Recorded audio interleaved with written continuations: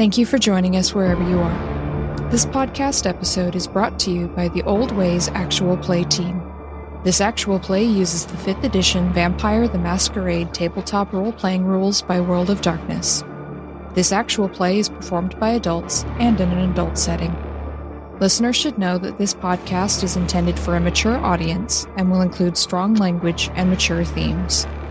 All content, including names, places, events, companies, and so forth, that may bear resemblance to entities living, dead, or undead is strictly coincidental. My name is Rena Henze, and for tonight's game, I will be your storyteller.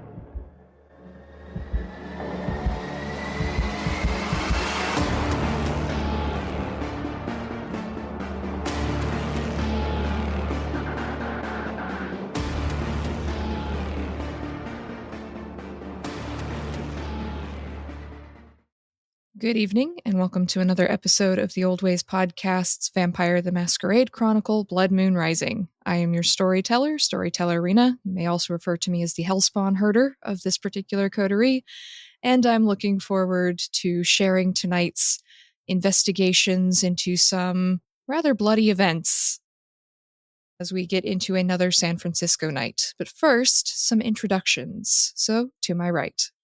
Hi, I'm Mike, and I'm playing Marcus Voss of Clan Brujah. And I've had a pretty exceptional series of nights, and I think tonight is going to be yet another special one. Only good things. Only good things. Right? And to Mike's right? Hi, I'm John, and I'll be playing Vince Markovich of Clan Tremere. Vince has been at work lately, but I'm sure he's not missing out on anything major. Definitely not. Nothing ever happens when you're not around, so... It can't possibly. I'm the center of the universe. I'm sure it's fine. And to John's right.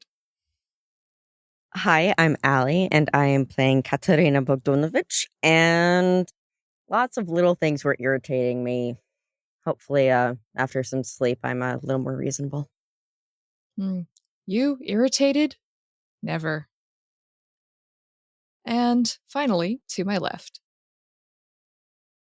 This is Tiffany. I play Alex Giovanni, and all these poor lost souls just keep ending up on my doorstep. Funny how that happens. It's not like you enjoy it or anything. Very well. We are missing Tegan tonight, so we are missing our Rom the Shaman, who I'm sure will be just fine. Nothing bad can happen while he's away. It'll be okay. So we will start this evening with our resident Tremere, Vince Markovich. So we'll catch up with him and find out what was going on with Vince. He missed out on the previous events before we move along into some more investigation. So Vince, you got a call just as you woke up this particular October evening, and it's from your shift supervisor at the hospital. And your shift supervisor was in a bit of a panic and begging you to come in and cover a shift because one of the night nurses for this shift had fallen and broken their knee, and they didn't have someone to do the hospice rounds this evening. And without a thought, without hesitation, you agreed to this because you are a good, dutiful nurse, and you, promptly forgetting everything you were supposed to be doing in your other life, or unlife, this evening, went off to the hospital in your scrubs and mask and everything. You had a very uneventful shift. No one passed in the night. No strange, unexpected visitors. And it was pretty good as far as shifts go. But now you're back at your front door. It is getting to about 4 o'clock in the morning, just staggering home. Put your key in the door, you turn the handle, you push open the door, and a book comes flying at your head. I think Vince is fast enough to dodge a book at this point, but he's still just like, oh no, I forgot.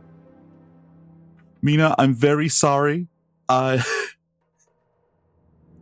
know what? I'm gonna I'll read to you, and then I'll set out the pen and paper. We can have a little chat. You tell me what's on your mind. You see a trail of spiders go skittering down the floor towards the library. I pick up the book that was thrown at me, and I just go in and find her book.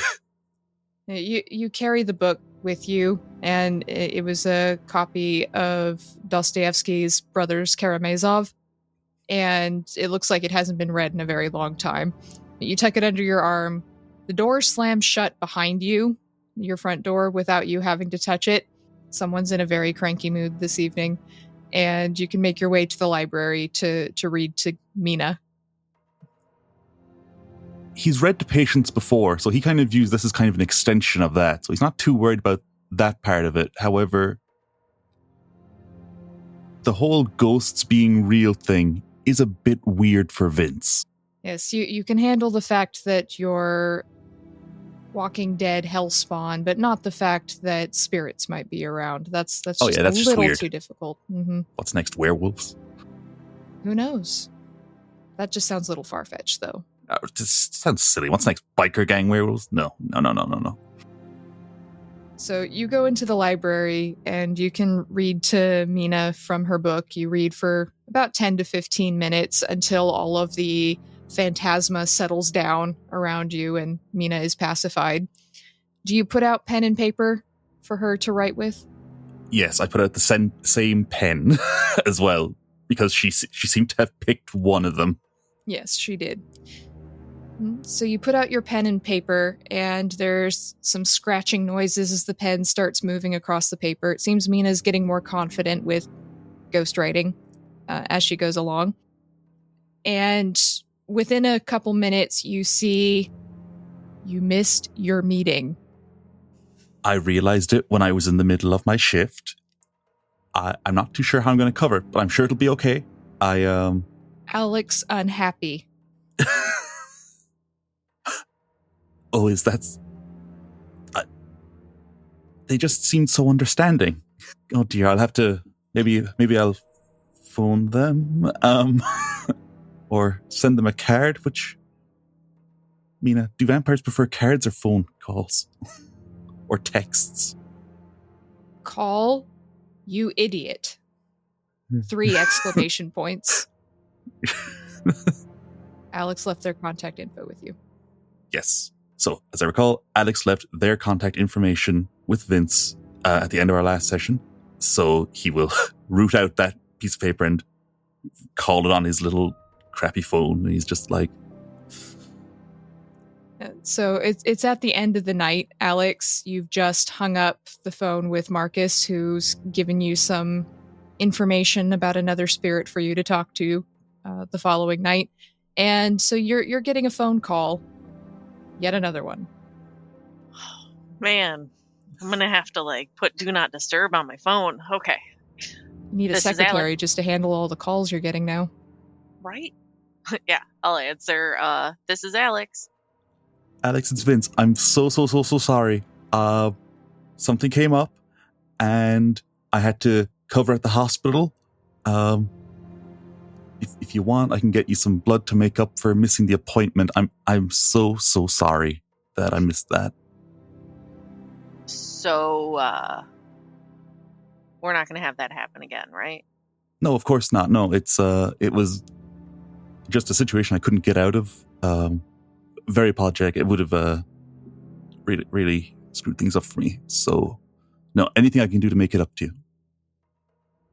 Well, I just want you to remember 2 things. I am very busy, so I have meetings scheduled.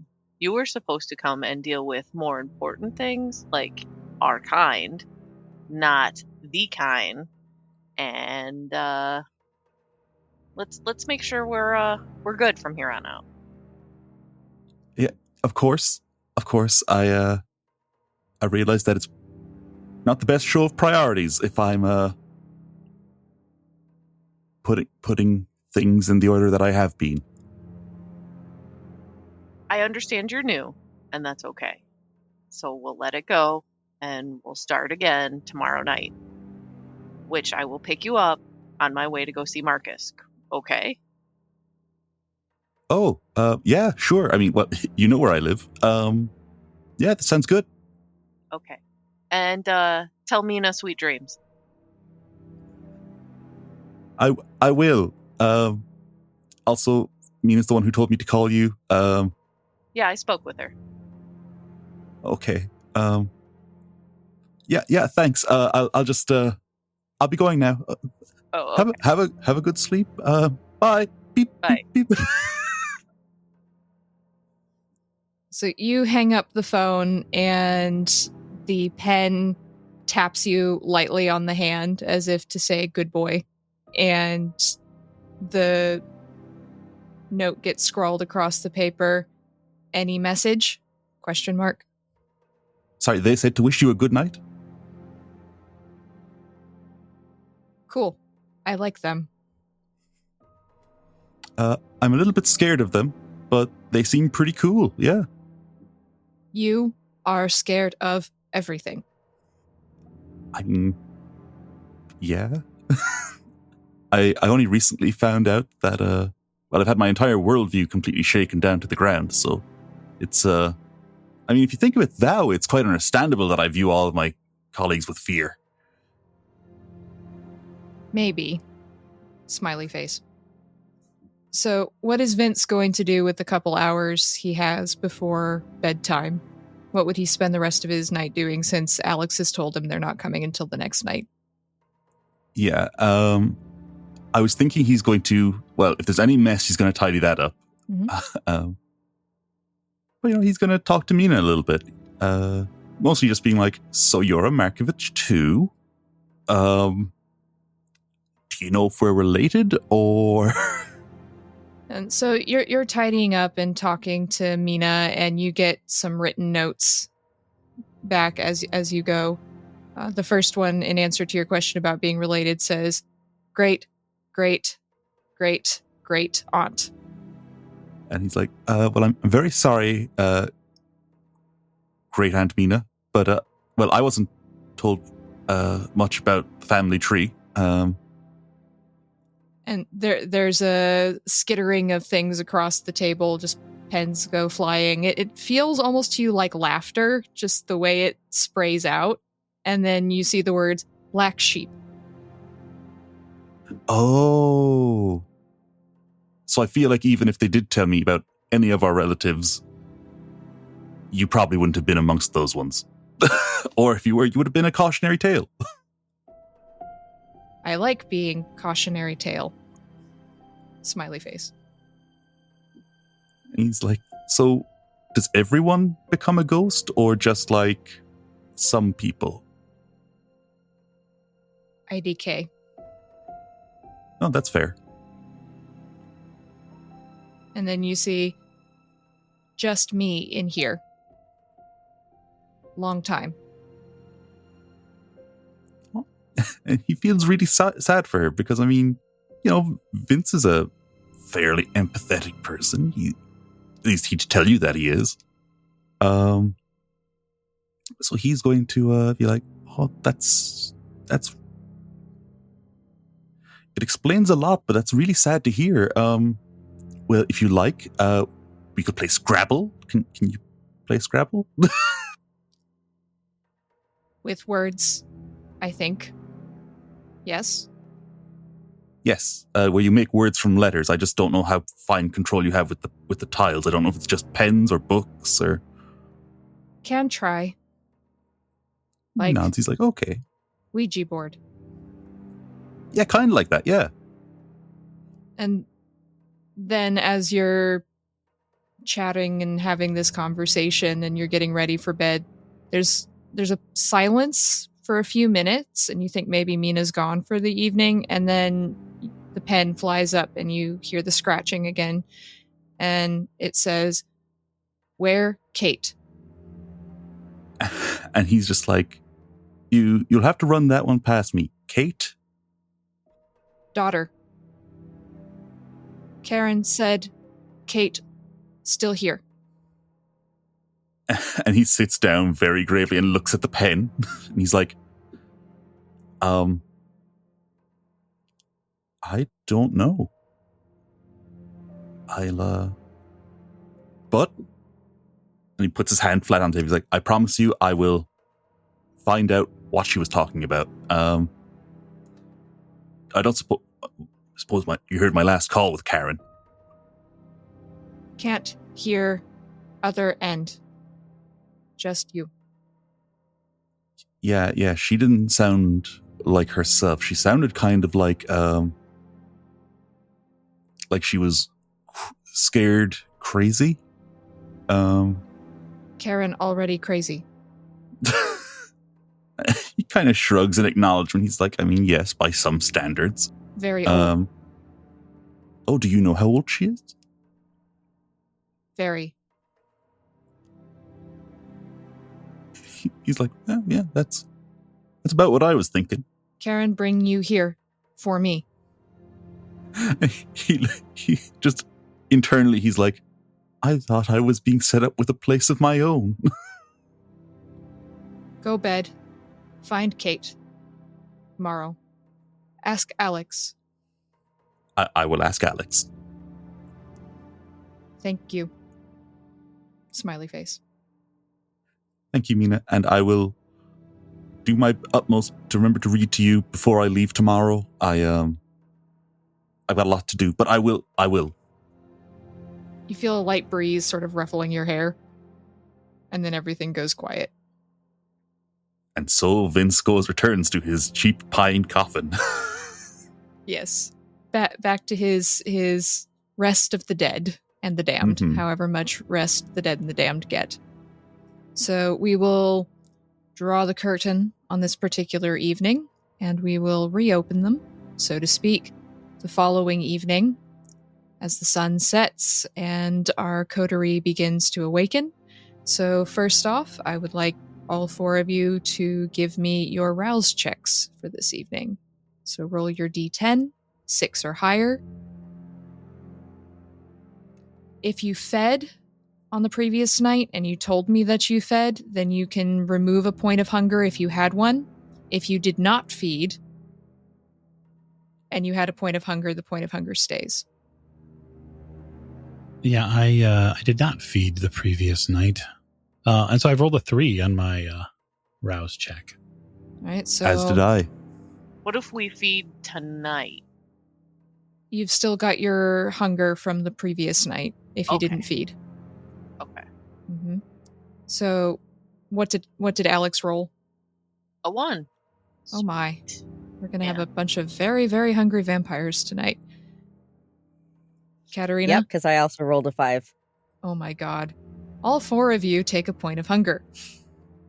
So perhaps it's something in the air. Perhaps it's this growing tension between all of you, but also between other vampires that you've run into.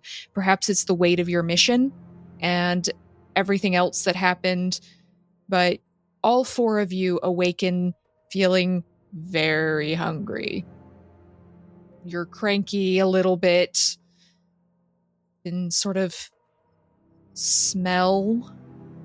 Those of you with humans in your building can sort of smell the iron-rich blood as it pulses through their veins. You're not going into frenzy by any means, but you are definitely aware that the beast is starting to poke its head out a bit as you awaken on this evening. And so, Alex, you wake up and you've got a bit of a crick in your neck, perhaps. Maybe that's what's making you hungry and cranky right now. But you go out into your living room and Rom is still passed out on your couch. Perhaps it's because of all of the psychic energy he used in your meeting with Dina the previous night. Perhaps it's just he's stoned and hungover. Knows with Rom, it could be anything. But he is passed out and snoring on your couch. You didn't know vampires could snore, but he does. So you have a passed out Rom the Shaman on your couch. You have some meetings tonight. What would Alex like to do? I'm going to call down to Max, my doorman or watchman, and have him either go pick up somebody that wants to be picked up or somebody who needs a meal and bring them back to my place. And then tuck in Rom and wait for my meal to show up. All right. So are you going to be feeding from a live human this evening or? Yes. Right. Interesting. I'm probably due anyways, and I'm real hungry. So it's true. You are very, very hungry right now. And I have things to do. I cannot be distracted. Mm-hmm. Don't want to be getting distracted by all the tasty, tasty humans when you've got dead spirits to talk to. Right. So you send Max out. Do you have Max pick someone up or do you have your driver pick someone up for you? I'll probably send my driver and then have Max escort them in. Mm-hmm. So. All right. So who are the kind of people Alex usually feeds on in this area? Who do they normally have brought back? Usually probably people of the streets in one way or another. Just basically people that won't be missed. I mean, I know I can get rid of corpses anyways, which is probably what I'm going to do, but I don't have time to play games with anybody higher up, you know? Not today, especially. Right. So you send him out and he comes back in about 30 minutes and there's a knock at your door. I don't know if you let Max in or if he just stands respectfully outside the door, but you do hear a knock. And when you open the door, there is a very bronzed, obviously spray tanned young woman. Looks to be in her mid-20s. She's got very, very outrageous orange hair piled up on her head. She's wearing a very tiny miniskirt in a leopard print that barely covers anything. Torn fishnet stockings with tall black boots and a crop top in a very violent neon pink. And her nails are brightly painted in a garish yellow, and she's wearing far too much jewelry. Ugh, so tacky. Anyways, I will look at Max and tell him thank you, and snatch the girl by her upper arm and pull her into my area, my house area. And then I will probably take her to the most inside room because I know that no matter what I do, she will scream because that's what happens. Mm-hmm. And I don't have time. I'm just gonna overpower her and eat what I need. Are you intending to drain her, or are you just taking what you need? Yeah, I'm gonna just go all out probably. Okay, so you lead this lady of the night back into your room. She's a little disconcerted by your tight grip on her arm, but she's chattering away at you a bit inanely. You know I charge by the hour, and if you want to do any foot stuff, that's extra. And, well, you got a nice place up here. Oh my god, who's that? Looking at Rom on the couch as you pull her past into the back room. And she's looking around and she starts taking her bracelets off as you pull her into the rooms. My god, you got some nice taste. If I'd known, I would have charged you extra. And then she feels your teeth sinking into her throat and she starts to scream. Yeah, I mean, I'll try and cover her mouth, but I know that the screaming always happens. Every time. Not a whole lot you can particularly do about that. And after a few minutes, the screaming begins to die down, as does she. You are old, you are practiced at this. It does not take you very long to reduce this young woman to an exsanguinated corpse. What do you do after you have drained her dry? What is your procedure for disposing of the body, but also preserving the masquerade at the same time? Well, I actually have this thing called ashes to ashes. Oh my. Yeah. So basically, I can. So unless the corpse is animated, which it isn't, the body disintegrates over 3 turns. And no test is necessary. All right. So give me the rouse check. Let's hope I do better this time. I got a 2. Would you Jeez. like to spend a willpower point to re-roll that? Yes, I would. Okay. So fill in a willpower, and you can re-roll. A 9. Yay. Okay. So it takes you a little bit longer than you're used to rouse your powers. Perhaps it's because of how hungry you were. You generally don't let yourself get that hungry before you act. Perhaps it's just all the other stresses in your unlife. But you finally manage, after a few moments of wiping blood away from your mouth and looking down at this exsanguinated corpse, to begin reducing the body to ashes. And you can reduce your hunger to 0 because you have completely drained a human dry. Ain't nobody got time to be distracted. And then I will pull out my dust buster and clean up. You don't have a little Roomba? I mean, I might, but I Little don't like Roomba with a leaving pair of messes. vampire teeth on top of it? It's got little bat Or wings, with bat's yeah. wings.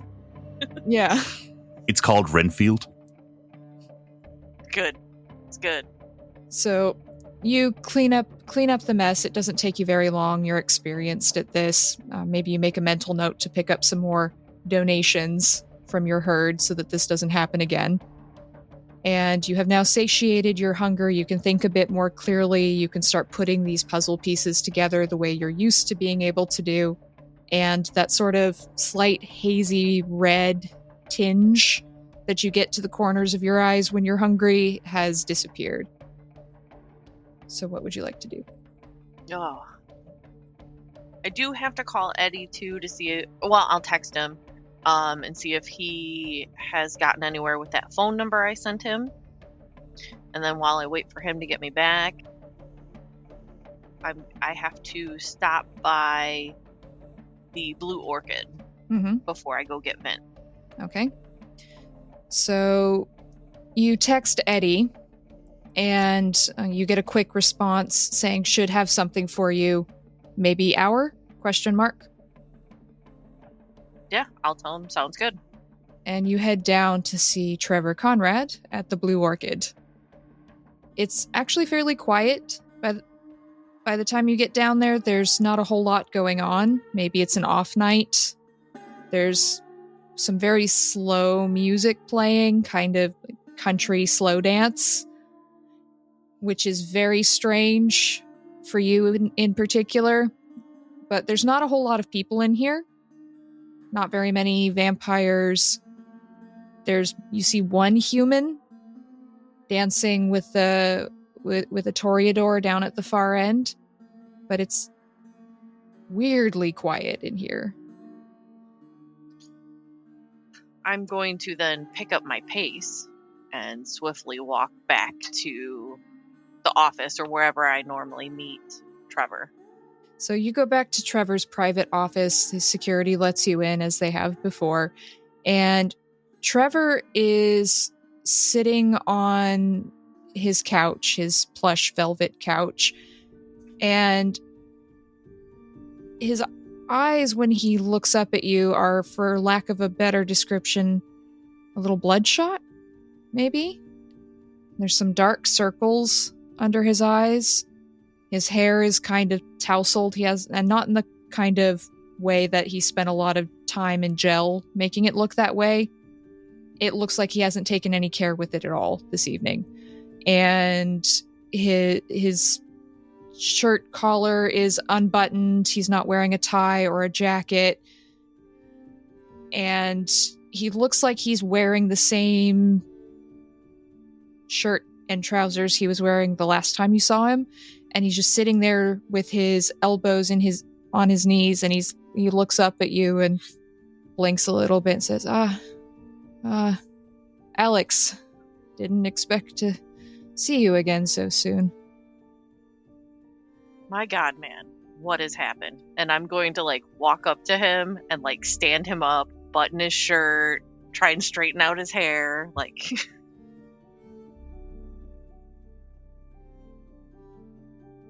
And he tilts his head and looks up at you. You're taller than he is. Oh no. I had a bad dream. It was about a moon, wasn't it? Have you talked to your sire? How did you know?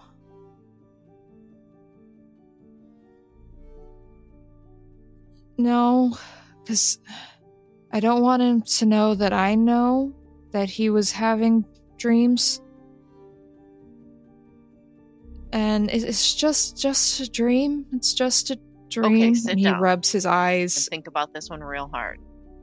When was the last time you had a dream? Besides the one you just had.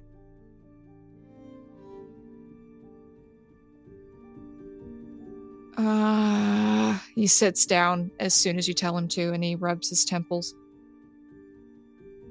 The night before I was turned? Before I was embraced? It was... Right. And now you're 30 having years ago. dreams. And you're gonna tell me it's just a Right. dream? I don't know. Maybe it's a new evolution in vampire-ness. And he seems a little groggy. Maybe he just didn't rest well because of this dream. But like I told you, my sire and some of the other on the board, they were having dreams when I heard them fighting. So maybe it's just something we do now. Maybe we just dream. And how are they doing? With all these nights of dreams. Not great. Yeah. Actually, haven't seen my sire in 2 days. You think you should check in on him? Maybe. I mean, I don't know how they do it in your clan, but in Ventrue, we kinda have a... what's the word? Hierarchy. Okay, then call his boss to check on him. I can do that. He sounds a bit drunk, almost, as if he'd been imbibing actual alcohol. But his eyes are just kind of unable to focus on you as he's talking. He looks exhausted. And he pulls out a phone. He's like, I'm not supposed to have this after the police came. But I kept it anyway. Emergencies. This is an emergency. Bad dreams. And it's kind of unnerving just seeing a fellow vampire in this state. It's not normal as much as anything can be normal for a vampire. He hits a speed dial number and he holds it up to his ear. Hey, Garrett. It's Trevor. Have you seen my sire? I haven't seen him in 2 days. He hasn't come to the club. And there's some noise on the other end of the line. No, he hasn't been here. He wasn't at my place. You haven't seen him at the board either? Yeah, sorry, I'm just really tired, man. And yeah, okay. And he hangs up and he looks at you and tilts his head and says, nope. Garrett didn't see him either. Right. 2 days. Shouldn't somebody go to his place? Yeah. Maybe. I mean, last time I did that, he yelled at me because I walked in on him and his boyfriend. Well, okay, then I'll go. I mean, it's not No. You can't go in there. You're not one of us. He might eat you or something. I don't know. No, he wouldn't do that. forget I said that. How about I'll drive you there? Okay. Okay. Let me make a phone call, and then I will have my driver take us there, okay? Okay. Nobody's here tonight anyway. It's so dead in here. And then he kind of laughs. Yeah, that is true. Let me go make a phone call. I'll be right back. But I'm going to walk out, and I'm going to call the labor union. Okay, so are you calling the union office, or did Marcus give you a personal number? I don't think... Well, it depends what he called me from. I would have the number he called me from. Yeah, you'd have the you'd have the land number that is my private office, as private as the office is. Right. Okay, so Marcus, you're in your private office going through some paperwork, and your phone rings. Hello? Marcus, this is Alex. Mm-hmm. I just wanted to let you know that I am running late because I'm following up on a lead, on the thing that we're looking into. Mm-hmm. So I have to make a wellness check. And so it might be a little bit. I had no idea that the clan had gotten so deep into a relationship with CVS, but... Well, it depends how that wellness check turns out, if I have somebody to talk to or not. Well, you have someone to talk to here, but I understand. Well, I just wanted to let you know I'm running late. And since this one that one may too. But... Busy season for you. Yes. It's all right. I have a personal matter to attend to before you arrive anyway. I just wanted to be polite, so... I appreciate that. I will hopefully see you within at least an hour and a half. That should give me more than enough time. All right. Thank you. Hang up. All right, so we'll leave Alex packing up Trevor to take him to his sire's home, and we'll turn our camera over to Marcus down the end of the phone line. So you've been awake for about an hour and a half at this point. What have you been working on? I think I have been working very diligently with the overall framework of the office staff here. Okay. So I've probably been in my office just looking at some of the staff numbers and then trying to figure out the move that needs to be made, right? Which I know. I know what the move is. I know why it's important. And so it's probably a little after 6 or 7 now? It's about 7:30. Okay. I'm going to call Marie up to my office. Something I probably don't normally do. Mm-hmm. So do you stick your head out and shout for her? Do you page her? How do you summon Marie? No, not at all. I'm a person that prefers the personal touches. And so I walk downstairs and I probably take a look over the staff of the people who are still working, closing up their day. And I stop by Marie's desk, which is formerly Greg's desk. And I say to her, no matter what she's doing, she's on the phone, etc. It doesn't matter to me.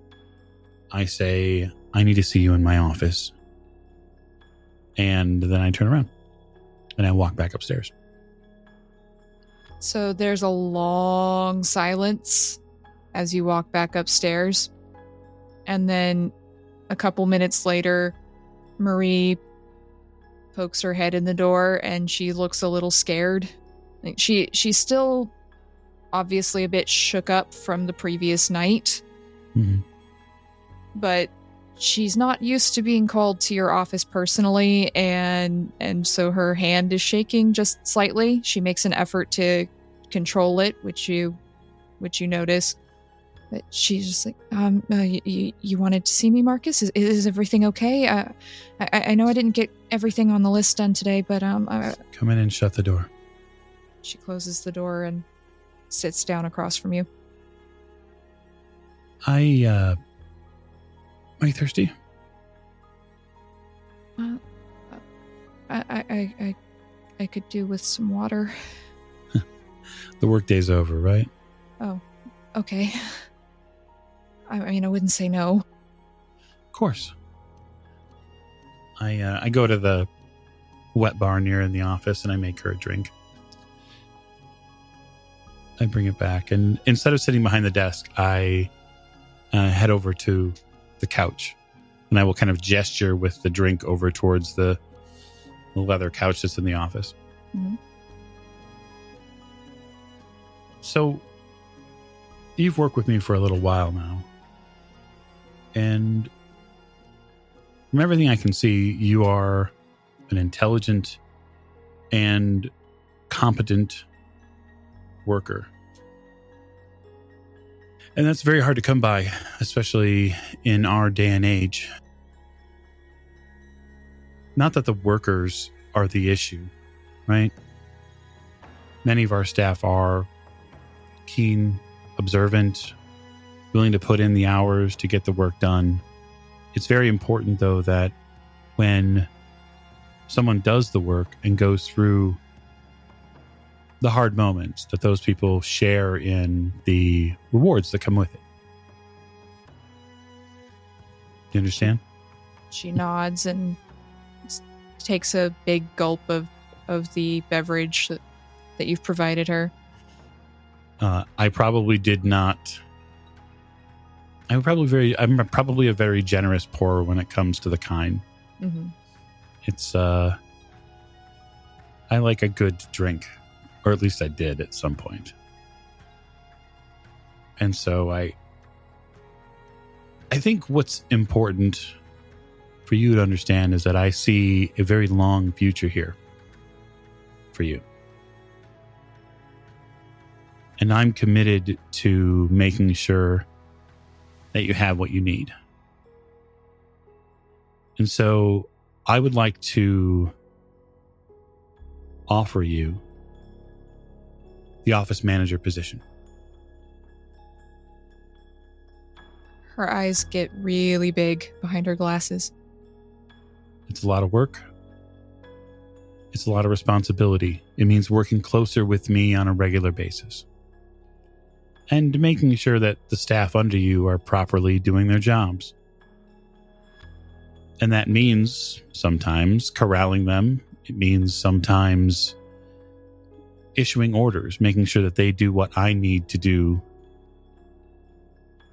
as the workday progresses. And it means never failing to act in the best interest of our union brothers and sisters. Well, that's all I do anyway. I don't do anything without that in mind here. I love working here. I've learned so much, and you're great to work with, and the staff, and wow, wasn't expecting that. And she starts smiling a little bit. She takes another sip. That would be awesome. Would be. Now there are some differences. Obviously, you get out of a little of the frontline work, and you help kind of direct how things go. And so, because of the added responsibility, there's a proper payment as well. So you'll be receiving a nice raise in salary as well. I like the sound of that. Certainly. It'd be nice to stop living with my mom. Live with your mom? Yeah, because I can't afford my own place right now. I'm not complaining. I'm not complaining about the salary. I knew it when I took this job. Just, when you're in your late 20s and you live with your parents, it gets very stressful. Sure. I give her a knowing smile, having been through some very difficult financial times in the past. I think what's important moving forward is that we have an understanding about continued loyalties. I don't just offer this position to everyone. I offer it to only the best. And that's what I think you are. She blushes a bit. You can't tell if it's because of the compliment or the alcohol or both, but you can hear her heartbeat from this distance begin to rapidly escalate. Marcus probably mentally thinks this is the wrong time to be raising someone's blood pressure, but he does it anyway because he enjoys living in the moment. Life or unlife is just far too boring sometimes. So from now on, your shift is going to be extended a little bit in time. You're going to work a little bit more a late morning to early evening schedule. You're going to match up more with mine. Make yourself available at the proper times. I can do that. I know you can. Oh, wow. I don't know what to say. Wow. I head back over to my desk and I go into the top drawer and I pull out $500. And I come back over and I sit down on the couch, probably like half a cushion or a cushion closer than I was, and I put it between us and say, that's about your monthly raise now. Oh, wow. Wow. I know you went through some pretty traumatic moments last night. Yeah, last night she looks down again and her hand shakes a little bit. I reach out and grab her hand. She looks up at you wide-eyed. Those moments are going to happen in life. And it's important you understand that not only are your fellow union members here for you, but I am. And so if there's anything else I can do, I'm happy to help. Oh. You did call the police, right? Oh, that's been taken care of. Okay. You don't have to worry about a thing. They're never even going to bother you. Oh, good. I didn't want to have to talk about it again. Thanks, Marcus.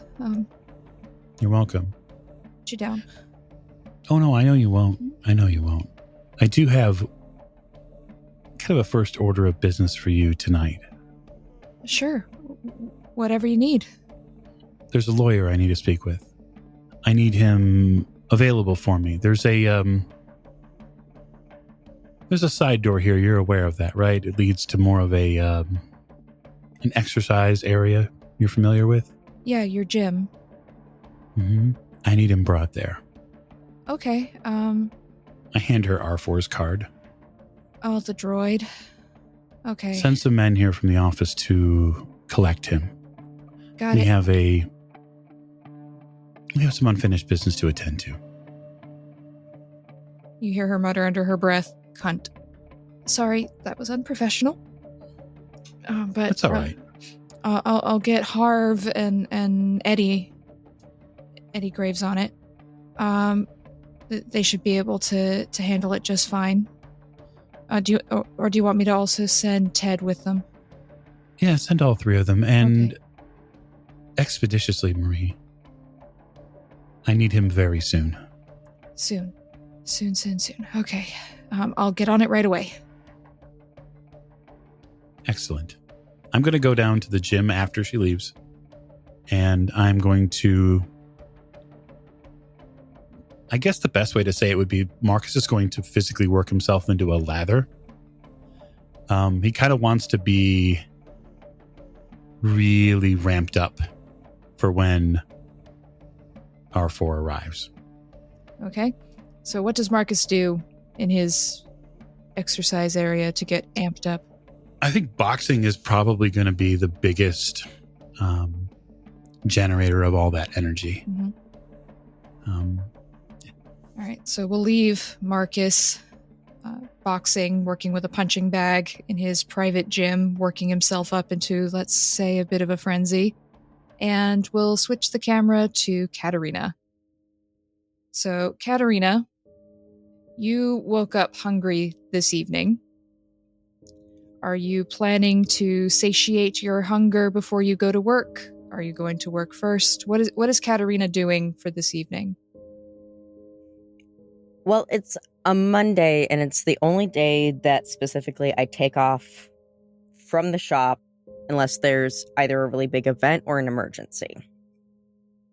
But I am very hungry, so it might be time for me to visit the farm Okay. and sample some products. All right. So you're going to the farm for some free-range human. And is it on the outskirts of town? Is it a little further out? Is it somewhere within the main area of San Francisco? Where is this human farm? It's out near one of the piers in what appears to be like an abandoned warehouse. It's underground for safety reasons. And it's not even really a place that is patrolled by the local police very often, just because nothing interesting happens out there. And that makes getting out there very easy to do without a lot of people like following me around. All right. So you can get out there fairly easily. You've been there many times. I assume you take public transportation and then walk the rest of the way. That's Katerina's vibe. So you make it out to this warehouse with the abandoned underground section, and you're greeted at the door by Valerie, who is the guard / bouncer who keeps people out when they shouldn't be around. Valerie dresses as a homeless person. So if someone just casually walks by, it looks like she's a person without a home who's just sleeping on a pile of cardboard boxes, and they just completely ignore her. But she notices you coming, and so she stands up and she smiles at you and says, "Running out, are we?" Not personally. The shop is doing well. Ah, so a personal visit then. Yes. I have not been by in a while. Seemed time to visit again. Margarita was just saying that she missed seeing you around. Well, I trust her to run this side of my business, don't I? Well, yes, sometimes, the personal touch. She smiles. She's just teasing you a little bit. All right. I'm sure we've got some fine vintage for you to sample this evening. Margarita's in the back if you want to go talk to her. Very good. Thank you. And she'll open the door into the actual basement, and you can take the wooden stairs down into the dark. Yeah, I don't worry about it being dark at all. Yeah, you definitely don't. So you go to the back office and you see Margarita, who is a very short but very powerfully built. You've had a fairly good working relationship for how many years have you been working with Margarita? 12, probably. Okay. So you've been working together for over a decade. So this is familiar territory to you. You walk in and she looks up from some paper files that she's been sorting through, and she says, "Katerina, how wonderful to see you again. We have some delightful vintages for you to sample tonight." Very good. It's been too long. Yes, 4 months is a long time. Yes. Not for us, but you know what I mean. For a visit from me personally is long time. So show me what you have.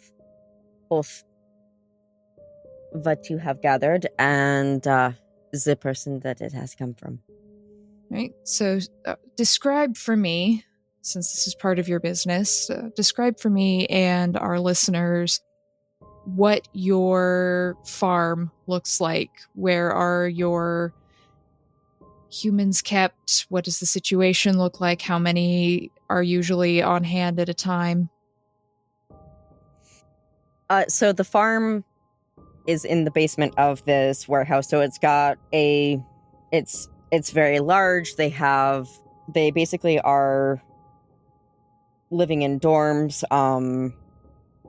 set up to the public basically as as almost like a rehab center. So we have a lot of former drug users. We have a lot of alcoholics who are recovering, and we also do keep some people who are in hospice. And that's really important because there are plenty of people who don't get the kind of care that they should. And this is a way to kind of almost give back to the community without people knowing exactly how we're giving back to the community. But they all sign non-disclosure agreements. And they have some time like outside with limited visits at night. A lot of that depends on how well they've been behaving. But the only downside is that they will die here. They are not farmed and then released. But it is pretty slow. Most of the contracts that they're signing, it's a minimum 6-month period. And they are fed very well. They are treated very well. There's no real punishments except being drained a little bit faster if we're having a hard time with them. And there's not usually more than about 50 on hand. We have the housing for more than that, but we don't try to keep more than that just because there's not really the staff, for lack of a better word, to kind of keep track of that many. Margarita smiles at you and she says, well, perhaps we have some taste before we go to see the new ones, yes? And she pulls out some blood packets from a small refrigerator under her desk. And she hands one to you and says, you're lucky I just made these up this evening. It is almost as if I knew somehow you were coming. But that is the fun of being Malkavian, huh? Ah.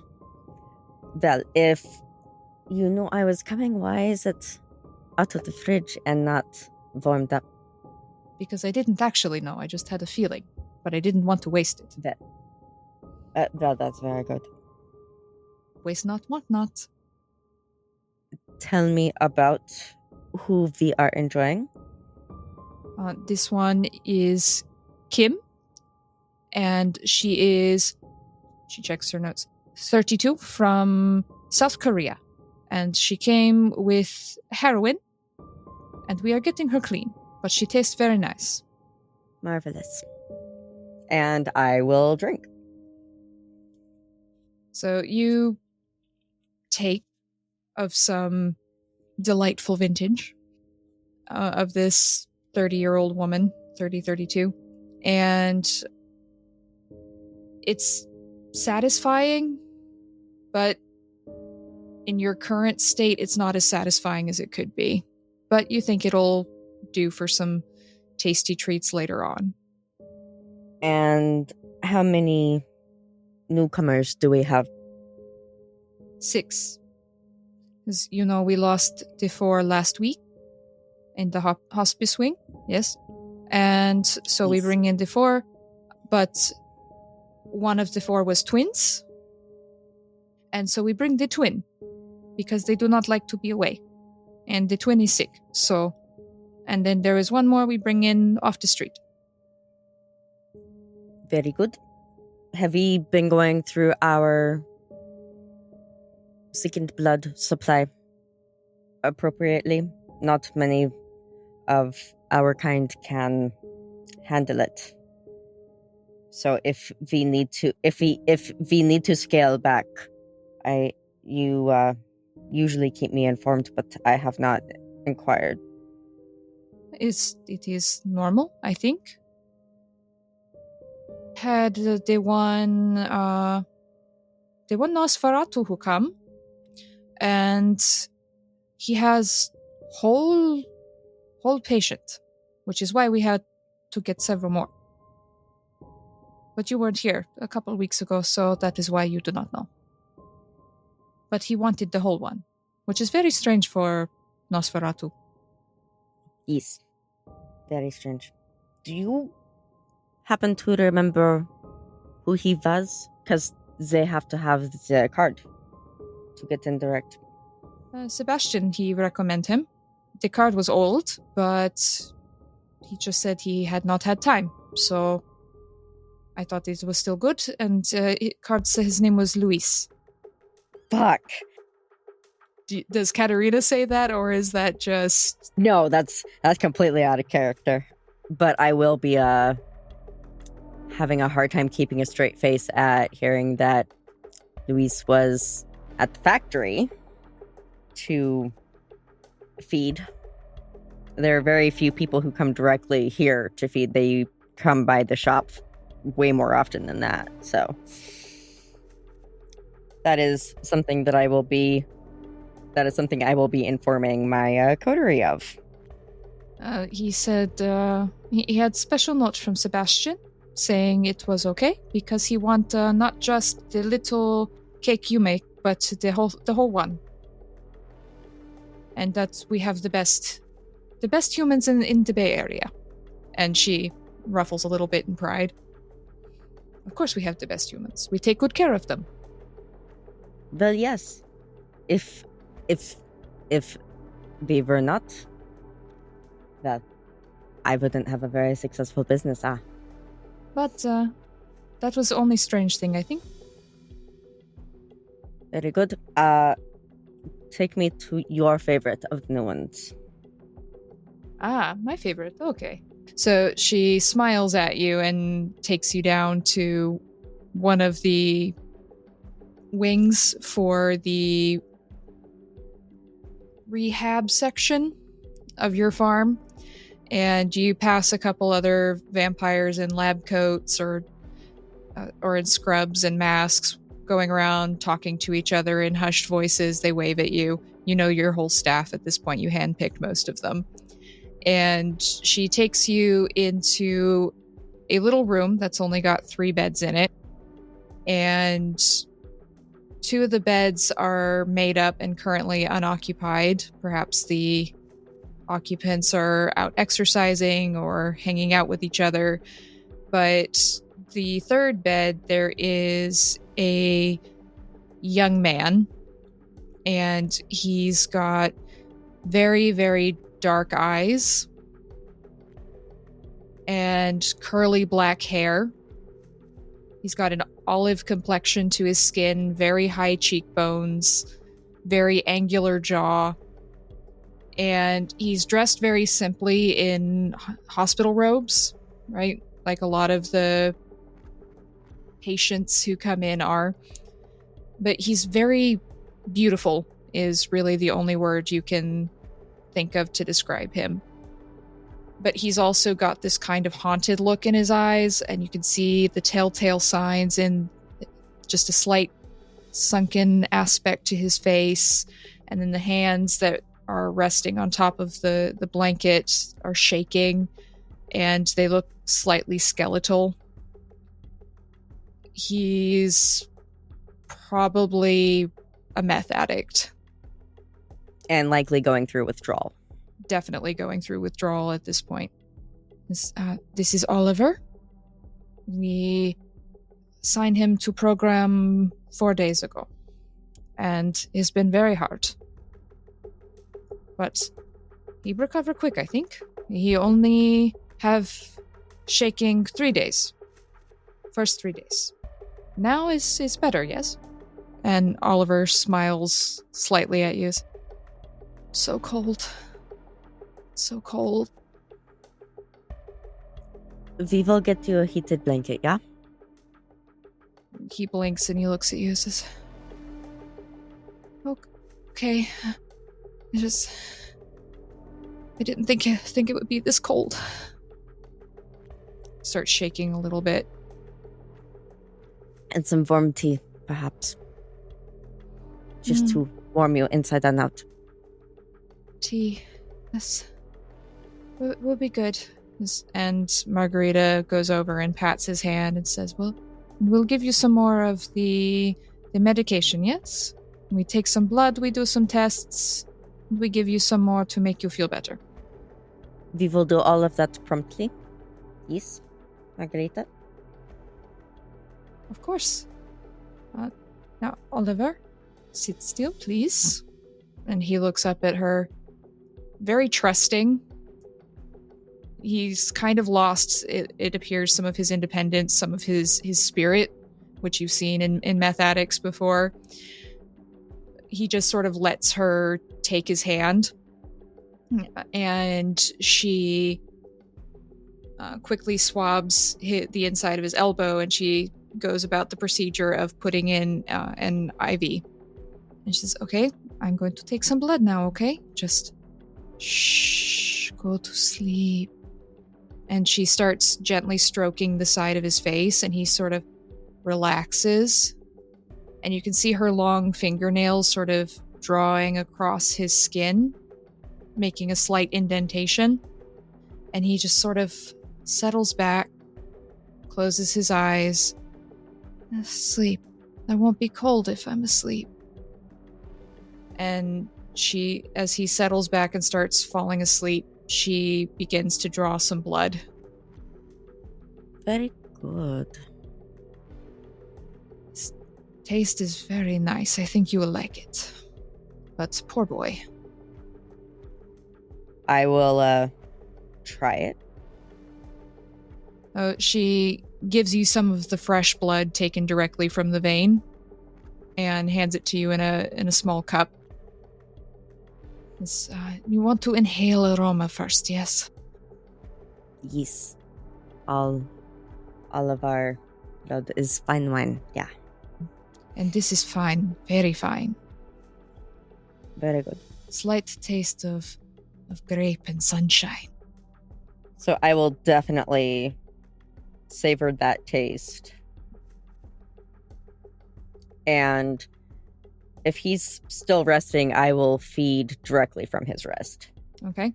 So she's done something to knock him out, it appears, not medically, but something about her touch and the way she talked to him seemed to put him into almost a light coma. So you're able to sink your fangs directly into his right wrist, and you can feed from him. Are you planning to drain him dry or just satiate yourself a bit? Enough to satiate the hunger, that's all. Right, so you're able to satiate yourself, and I assume you lick the wound closed. Correct. And he moans a little bit, tosses slightly in his sleep, but he doesn't wake up as you gently heal up the wound with your saliva, and you can reduce your hunger by 1. You haven't fed directly from a human in a while. Normally you go for the packaged sort of thing. So it's a little intoxicating, perhaps, this direct, delicious feeding, but it satiates you. And after that, I will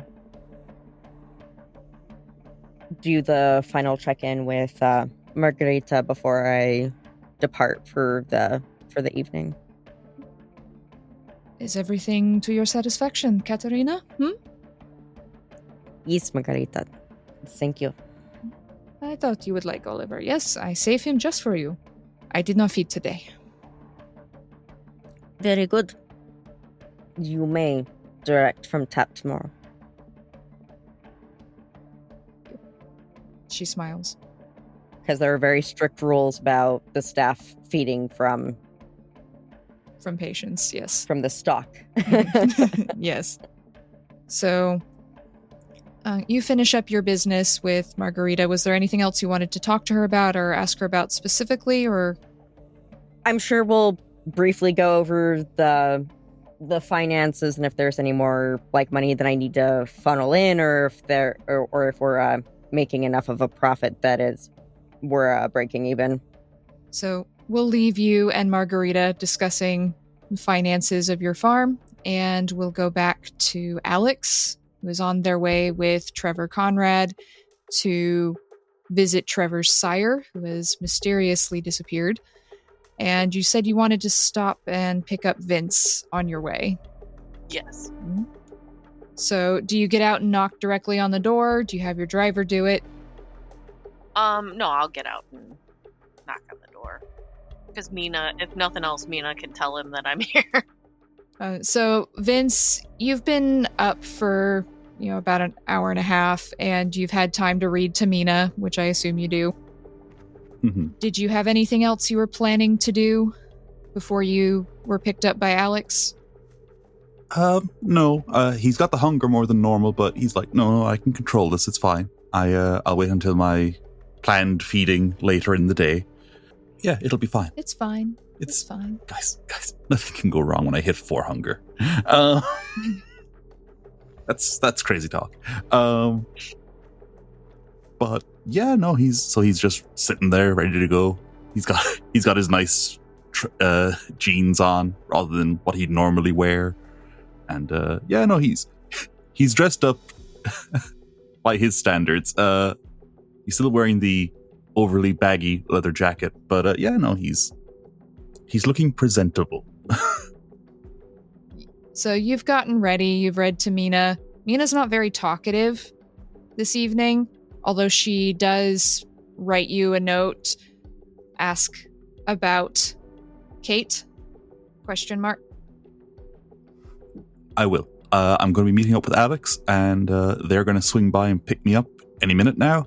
And yeah, I'll ask them about it, and we'll get on the trail from there. Alex? Use protection. He's not entirely sure how to take that. He's like, I don't know anything that can protect me from a vengeful necromancer, but the pen goes flying at your face, and then there's a trying to joke. You have no humor. Sad face. The more he's thinking about it, he's like, it's really weird how this ghost talks like a teenager texting me. Writing is hard when you have no hands. He's like, oh god, the ghost is psychic. So now he's terrified of Mina. But yeah, so he's mostly going to sit there and twiddle his thumbs until the ride gets there. He's actually like looking out the window, but doesn't want to be seen to be to be waiting. There's a knock on your door after about 45 minutes of sitting there twiddling your thumbs. He's like, he gets up and is about to run to the door, but he's like, no, I gotta look like I'm the one in control. So he will stroll the rest of the way, despite wanting to like brisk jog to the door. And yeah, he's just like, oh, Alex, hi. Yeah, no, I'm ready to go. Mina says hi. Good. Hello, Mina. As I like lean in the door and you see a pool of blood start pouring down the wall. Maybe it's a impressive. Hello? She's getting some talent. Oh, she's always been able to do that, I think. I mean, I think the spiders are the ones that I find more impressive, because I mean, they really move like a weird horde of spiders. I mean, if you're gonna go creepy, you might as well go all out. I guess. Just, maybe wilting lilies or something would be nice sometime. Anyway. So as we're walking to the car, he's like, did Mina mention Kate to you? No. Yeah, I thought that might be... Yeah, so... Mina had a daughter, I think. And, Karen told her she was around, and I don't know anything about that. So he's like, also, it turns out Mina's my great aunt, so that's pretty neat. So can we assume then that Kate has the same last name? Reasonable assumption. Depends though. I mean, so let's see. And he's trying to do maths, and he's like, about 100 years ago, out of wedlock or in wedlock. Oh, I never asked if she was married. You should probably get more information. Unless Kate is also a Tremere, then you can ask your own clan. Yeah, I think. Well, look, if we can track down my sire, then I can ask her, and I'm sure she'll have an answer. And then he thinks back to how that last call went, and he's like, I'm sure she'll have an answer. Okay. Anyways, in the car is a friend of mine. We are going to check. Well, he's going to check on his sire. Just let us do this, and then we can head on to Marcus. This is all part of the investigation. Trevor's also not feeling well, okay? So let's not make it awkward. Yeah, of course not. He's just like giving a look like, I would never make things awkward. What are you talking about?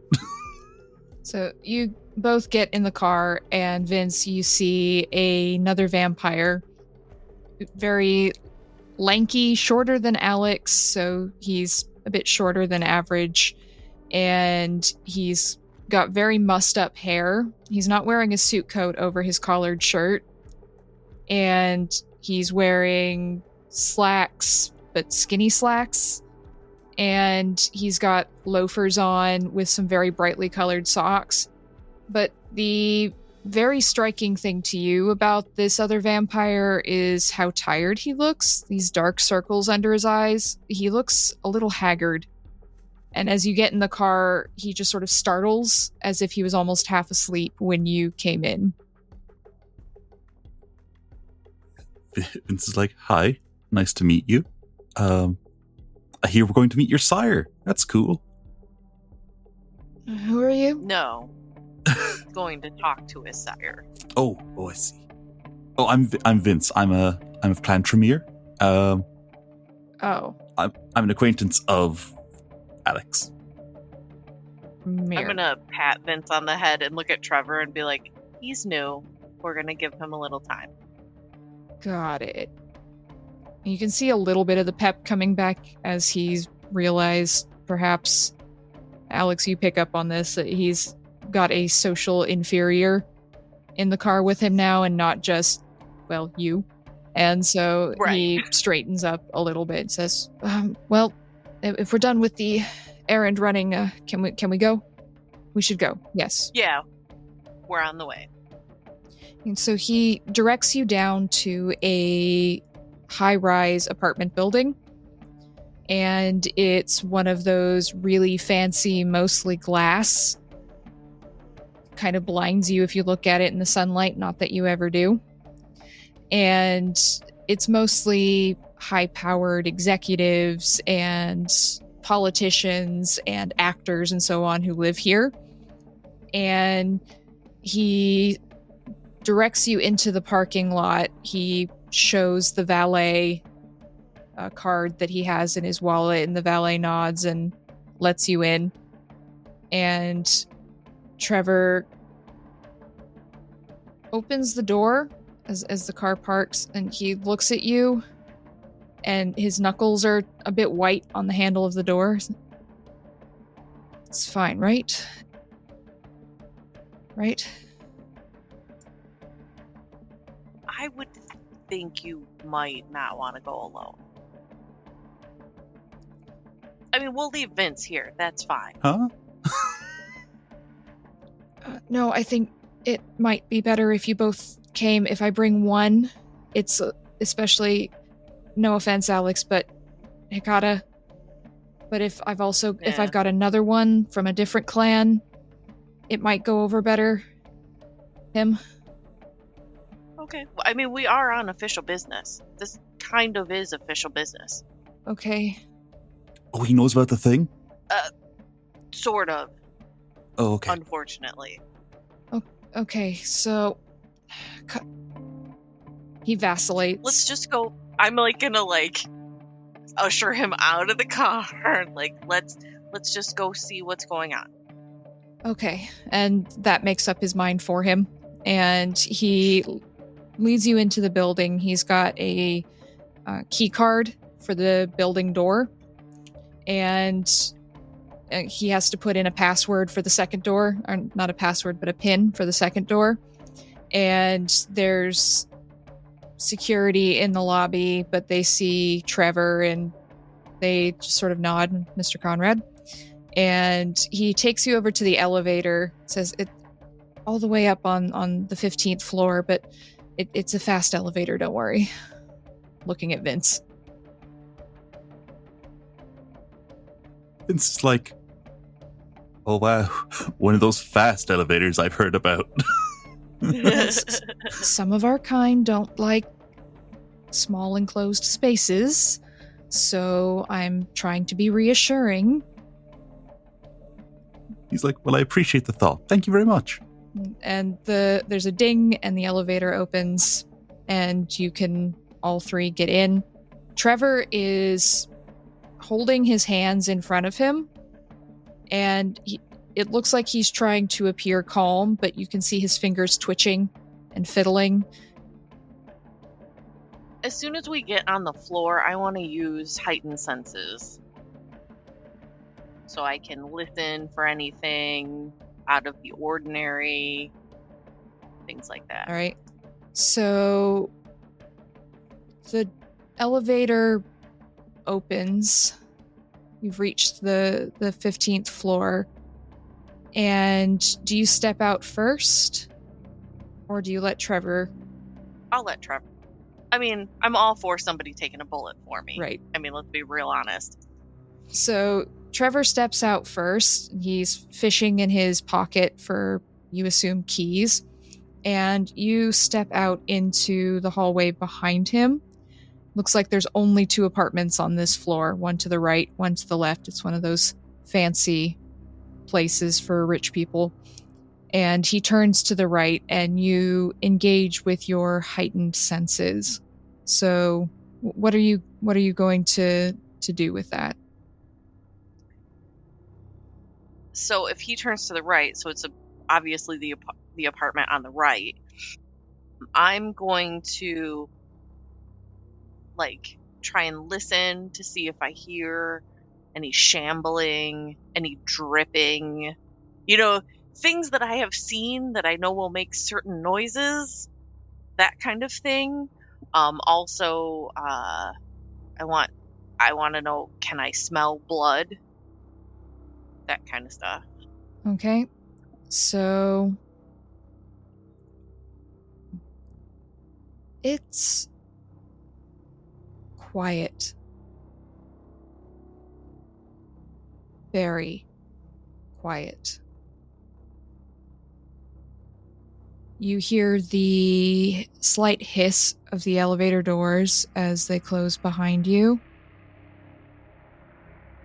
You don't hear any footsteps. This is the kind of plush carpet that is designed to block sound even from footfalls. And there's nothing that you hear. You don't hear any heartbeats. As far as you can tell, there's no humans on this floor. You don't hear any movement on either side. And then your nostrils flare slightly. You smell blood. But not mortal blood. Has that peculiar tang of vitae. And it's coming from just beyond the door that Trevor is currently trying to unlock. I'm going to put my hand on his shoulder. This isn't going to be good. Oh God. Are you sure? Let's open the door and find out. His trembling fingers put the key into the lock, and you remember that for all his Ventrue bravado and swagger, he's still a very young vampire as vampires go, and he's probably not had to deal much with true death or anything particularly nasty. And he turns the handle, the door creaks open, and with your heightened senses still on alert, you are blasted with this scent, Alex. It's heavy, and it's coming from everywhere in this apartment. And Vince... I was going to say, can I spin Trevor around so he doesn't see it? Yes. He's still shaking, and he's smaller than you, so you're able to put your hands on his shoulders and turn him, and he doesn't resist because he doesn't, in his heart, he doesn't want to see what's in there. And Vince, as the door opens, you are also hit with this strong scent of blood and darkness. Yeah, Vince is going to, getting the scent of blood, his senses hone in too, because he's also using heightened senses. So yeah, that is and he kind of looks at Alex, and he kind of mouths, just like... Well, here's my other question to know if his sire's dead. Can I walk into his apartment? You can. You can set foot across the threshold, and nothing stops you. So I walk in and hang my head a little lower, and I'll turn on like the first switch, like if I can.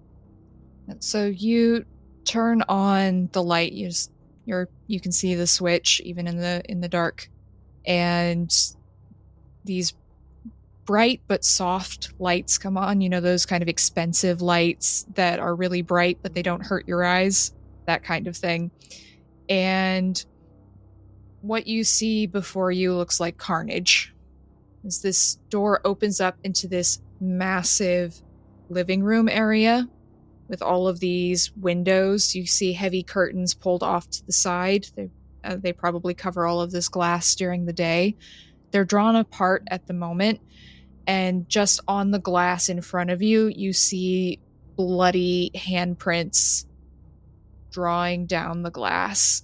And as you take all of this in, you see the white furniture, really expensive white furniture, white carpet.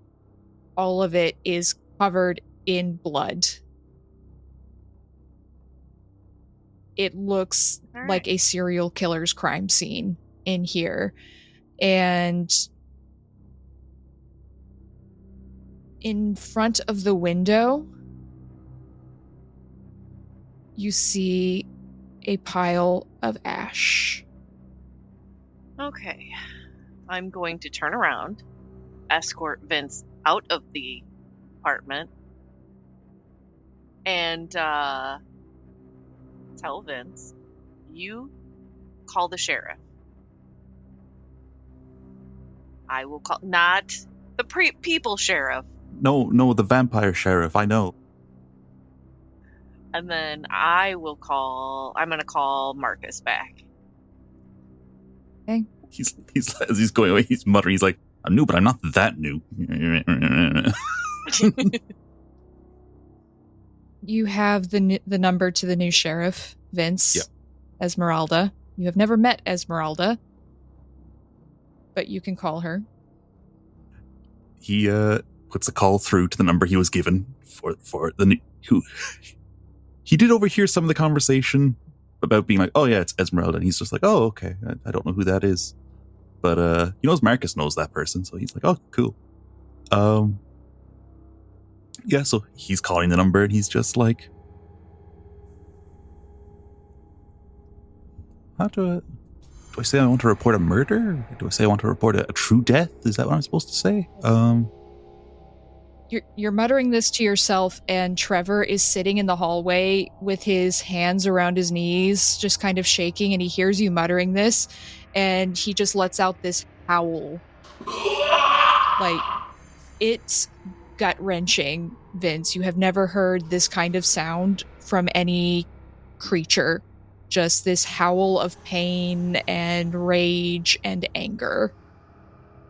And I spin and give Vince a look that would turn him to stone. Vince is just like, internally he's kind of like, vampires are even weirder about death than the living. It's really weird. I'm just going to look at him and say, there has been an incident.